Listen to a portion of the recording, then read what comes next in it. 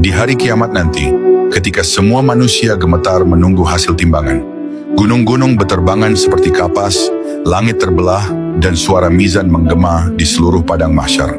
Lalu, di antara miliaran manusia, ada satu orang miskin yang membuat timbangan amalnya langsung berat, hanya karena satu kalimat ringan yang dulu sering ia ucapkan.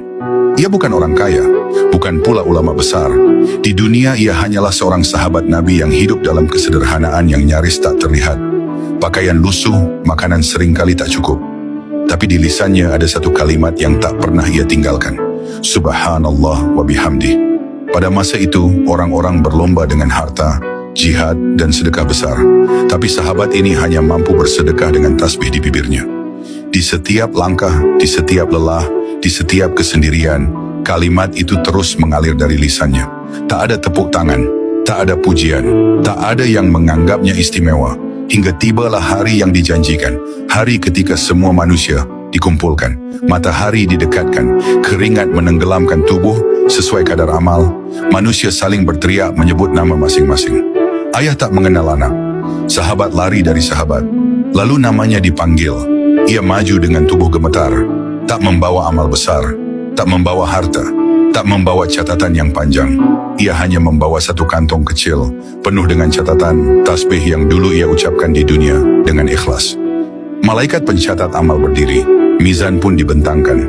Amal-amal kecil mulai diletakkan, satu tasbih, satu pahala, dua tasbih, dua pahala, 10, 100, 1000.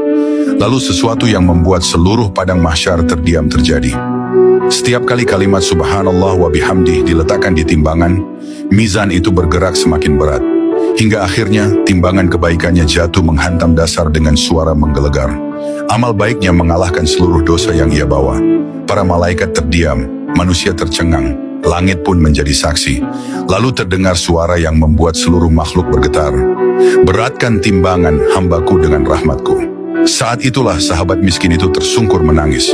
Ia tidak menangis karena takut, tapi karena tak pernah menyangka bahwa kalimat ringan yang dulu ia ucapkan, sambil lapar, sambil lelah, sambil menahan hidup, ternyata menjadi penyelamatnya di hari yang paling mengerikan. Rasulullah pernah bersabda bahwa dua kalimat ringan di lisan, berat di timbangan, dan dicintai oleh Allah. Dari kisah ini kita belajar, bukan besarnya amal yang selalu menyelamatkan, tapi keikhlasan di balik amal kecil yang terus dijaga. Jika kisah ini membuat hatimu bergetar, tuliskan di komentar, Subhanallah wa bihamdi, dan bagikan agar semakin banyak jiwa yang menyiapkan timbangan mereka sebelum terlambat.